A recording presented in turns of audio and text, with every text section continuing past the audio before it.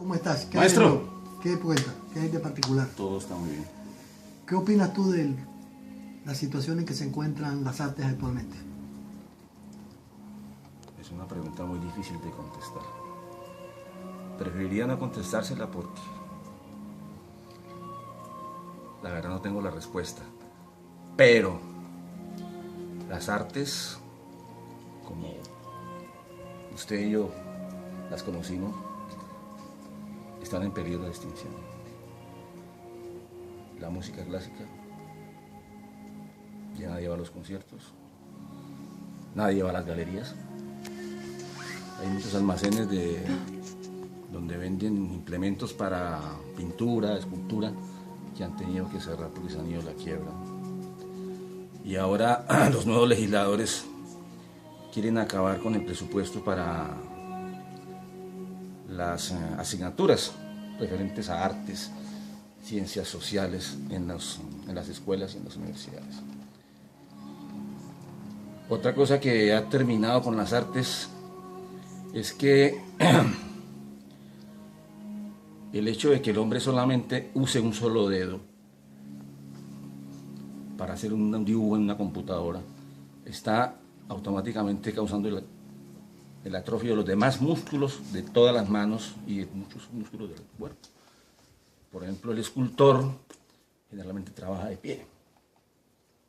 El pintor, el gran muralista, trabaja en andamios. Ahora, generalmente los pintores trabajan en un escritorio, ni siquiera se untan las manos de tinta, ni de pintura, nada. Están únicamente echando un botón. Y escogen unas fuentes, escogen unas paletas que ya están prediseñadas. En otras palabras, han perdido el placer de la trementina y del aceite de linaza, que es lo que estimula la creación del pintor. El placer que se siente táctil cuando usted coge la cerámica, cuando está golpeando la piedra, cuando está fundiendo el bronce, eso se está perdiendo. Es decir, el panorama de las artes yo lo veo bastante negativo. Estamos entrando en una etapa de arte virtual.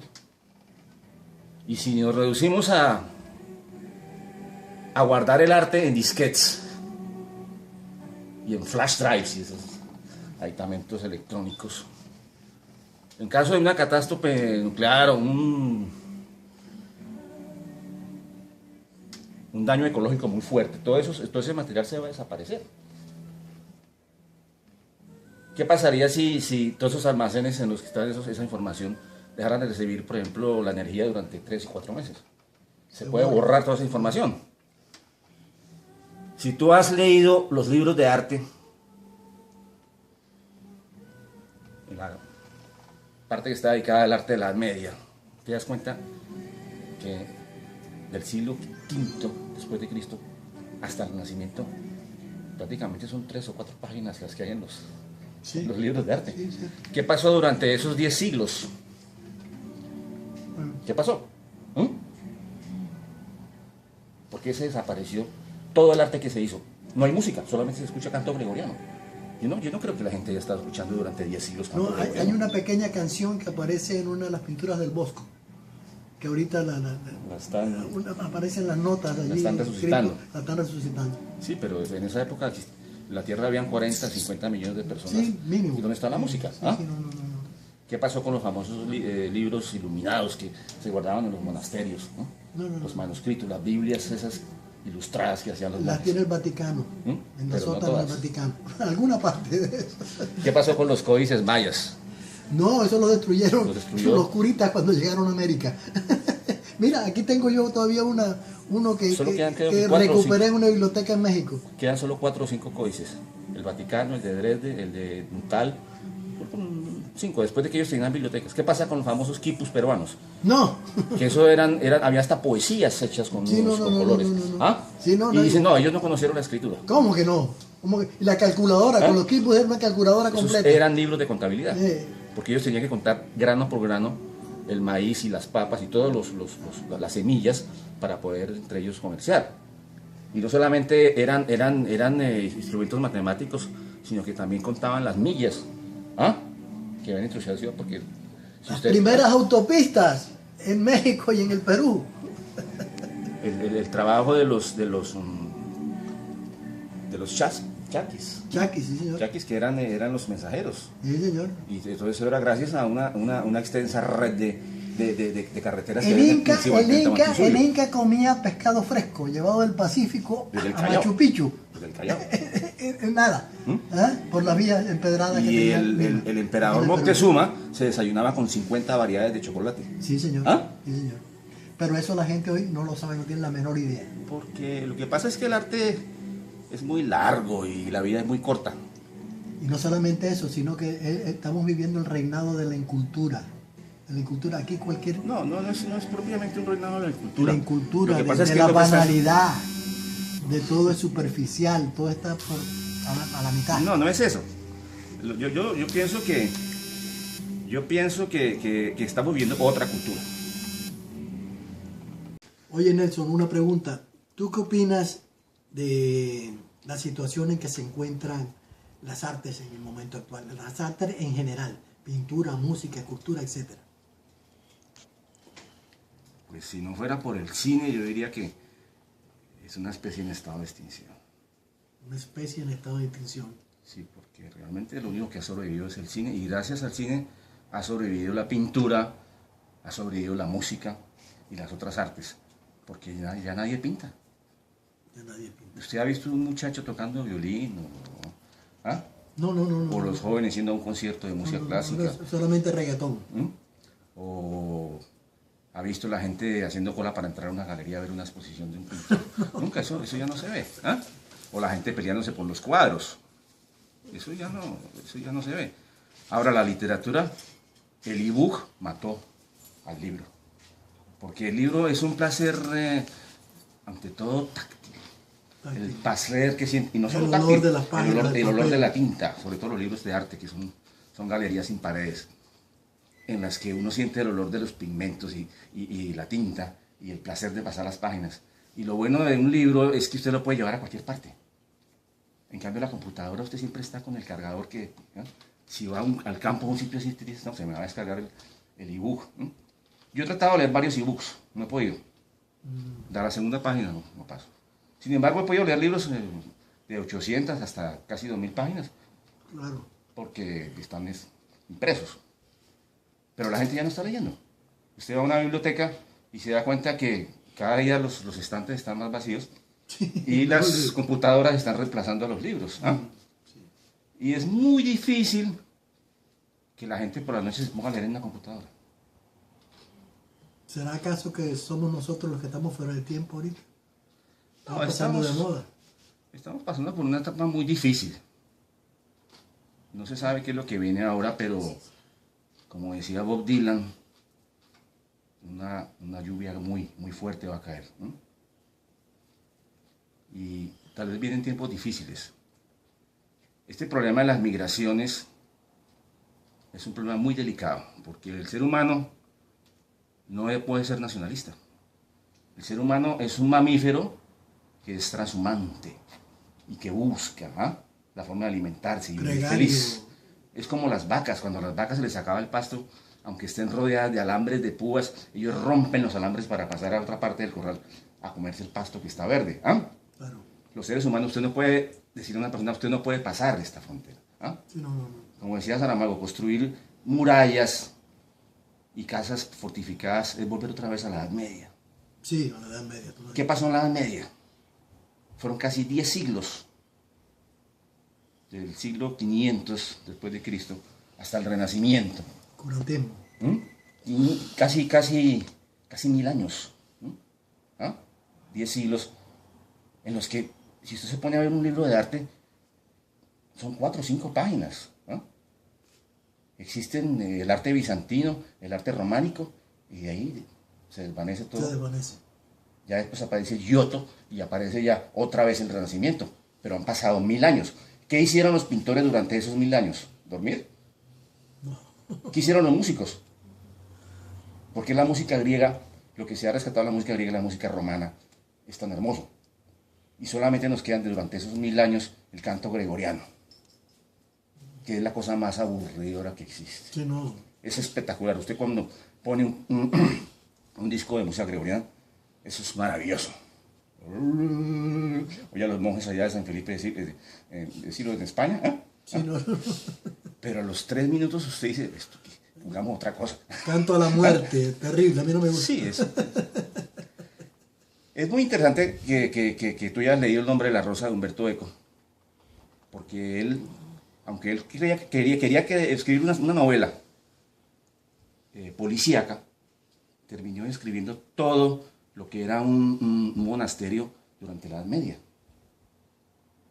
Y él, que en su novela el propósito de él era matar a un fraile, terminó matando a más de 100 frailes y quemando un monasterio completo, incluida la biblioteca, donde estaban acumulados miles y miles de manuscritos, libros iluminados, los famosos bestiarios, que eran los libros de zoología de la época, donde aparecen animales fantásticos, que muy probablemente existieron, pero que se extinguieron. ¿Qué pasó con todos esos libros? Los destruyeron. ¿Qué pasó con los quipos peruanos? No, los destruyeron. Y esos eran documentos de cálculo, prácticamente eran libros escritos con nudos. En México, en el Perú. En México todos los códices que fueron códices quemados por Fran Diego de Landa. Por la Iglesia Católica. Que ellos decían que eran falsas Biblias. Y solamente quedan quedan 4 o 5 códices. El códice cortesano de Cortés, está el del Vaticano, el de Nuttall. Solo quedan como 4 o 5 de toda una cultura que, si nos ponemos a hacer cálculos, que empezó hace más de 10.000 años, se reduce a 5 manuscritos. ¿Qué pasó durante esos 10.000 años? Quedan unas piedras, ¿no?, que han perdido el color, porque esas piedras estaban pintadas. No, y unas piececitas arqueológicas, entre otras yo he salvado muy poquitas, que desenterré allá en Colón. Cuartel. Nelson, ¿crees tú que el artista debe crear un espejo en donde se refleja a sí mismo y a la sociedad en la cual vive? Bueno, hay una anécdota muy famosa a principios del siglo XIX, siglo XX, en una exposición que hubo en París y en la que varios pintores que estaban empezando, colombianos que estaban empezando y que se habían radicado en París, exhibieron. Y entonces tuvieron la gran oportunidad de conocer al gran pintor español Pablo Picasso. Pablo Picasso les hizo una pregunta, entre ellos estaba Luis Alberto Acuña, Rómulo Rosso, Correa y otros que fueron los que después iban a crear el movimiento llamado los bachuistas. Y Picasso les dijo: ¿ustedes por qué pintan naturalezas muertas? ¿Por qué pintan bodegones? Cuando el arte americano que yo he visto en fotografías y en libros es un arte muy fantástico, porque ustedes no pintan realmente lo que ustedes tienen en su tierra, porque tienen que imitar a los franceses. Y pues Rómulo Rosso y Luis Alberto Acuña se quedaron callados y se fueron para el Museo del Trocadero, o también conocido como el Museo de las Américas en París, en el que hay una colección muy extensa de arte precolombino. Y esa visita a ese Museo del Trocadero cambió por completo toda su producción artística. Regresaron a Colombia y empezaron a pintar obras inspiradas en la mitología de los antiguos chibchas, que era la cultura que fue dominante en el centro de lo que hoy se conoce como Colombia. Y empezaron a estudiar toda la mitología y conocieron las diferentes leyendas. Una de las más ricas era la leyenda de Bachué, y de ahí ellos tomaron el nombre del bachuismo, y empezaron a pintar ese tipo de cuadros inspirados en la mitología precolombina, pero todavía muy unidos a la estética europea, a la forma del cuerpo europeo, al estilo renacentista como los italianos representaban el cuerpo humano. Sin embargo, ellos empezaron a tener contactos con los tres grandes de México, como fueron Orozco, Siqueiros y el gran maestro Diego Rivera. Y viajaron a México y se entrevistaron con él. Y esta vez el que los regañó a ellos no fue Picasso, fue Diego Rivera.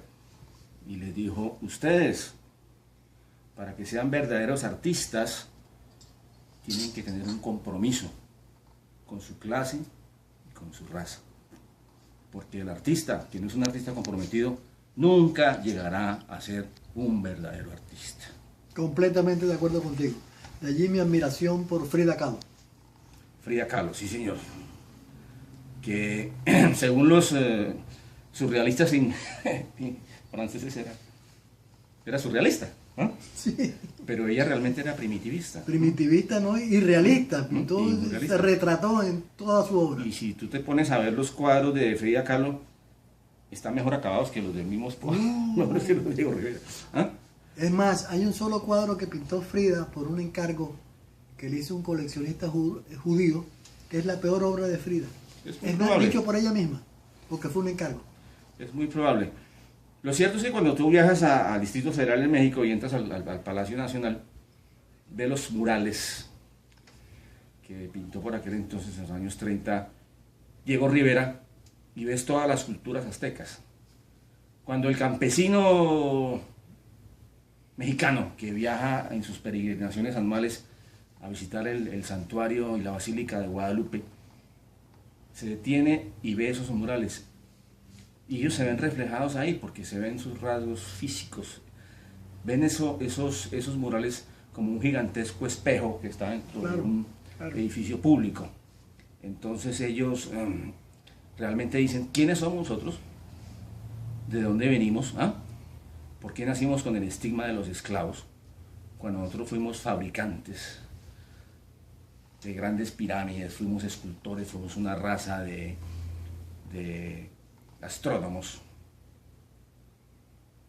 Oh. Sí, eso es cierto, completamente cierto. ¿Se acabó la...? Sí. 3.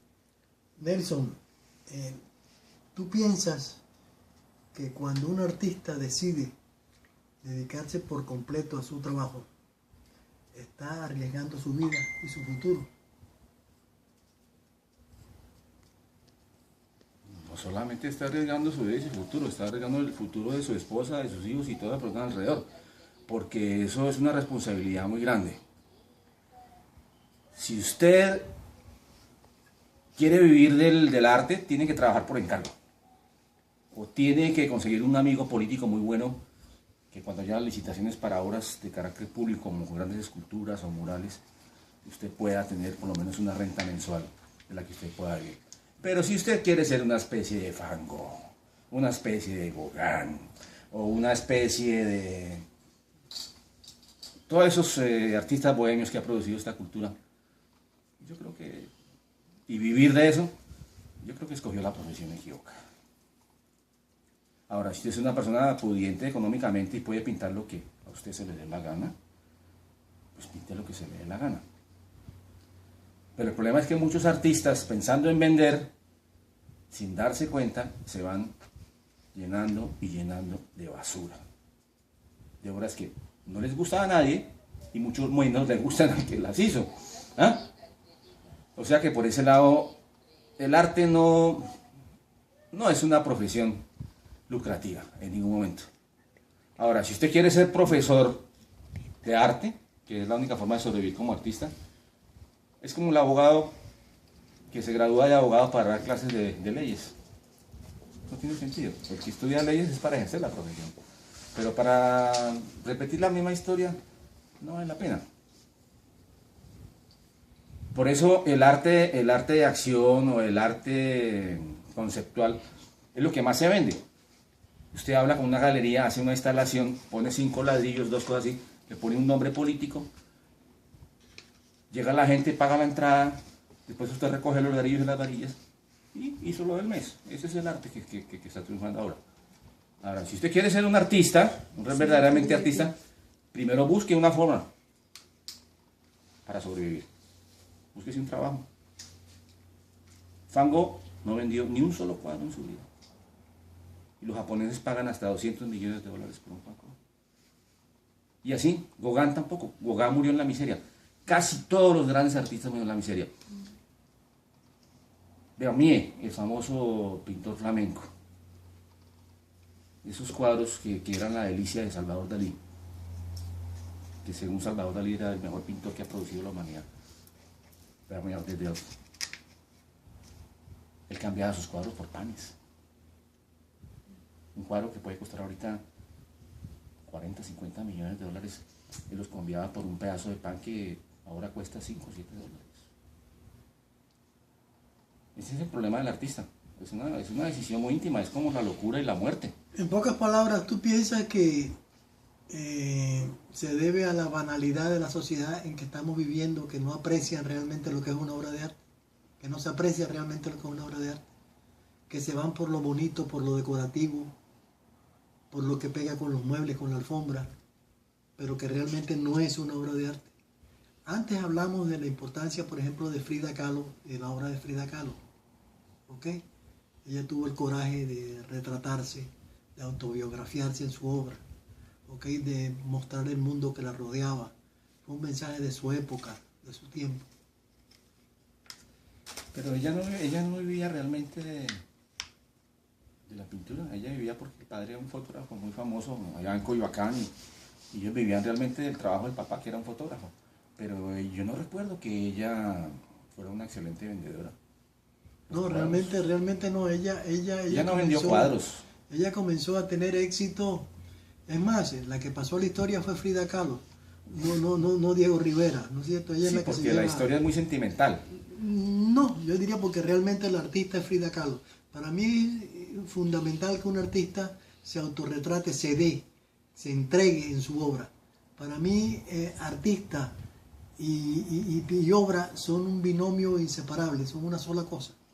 Es el caso de Caravaggio, ese gran pintor del claroscuro italiano. Sí, posiblemente. Que pintaba unas obras excelentes, todos inspirados en temas bíblicos, y él tenía planeado llevar de su estudio al Vaticano una colección de obras de arte que pensaba vendérselas al Papa Julio II. Y por una cosa del destino, a él lo metieron preso, y el barco en el que iban las obras de él empacadas para llevárselas a la vista del Papa, partió, y cuando él descubrió que el barco había partido y que él se había quedado con el trabajo de toda una vida, él se volvió loco. Y esos cuadros se desaparecieron. Todo el trabajo de una vez se perdió.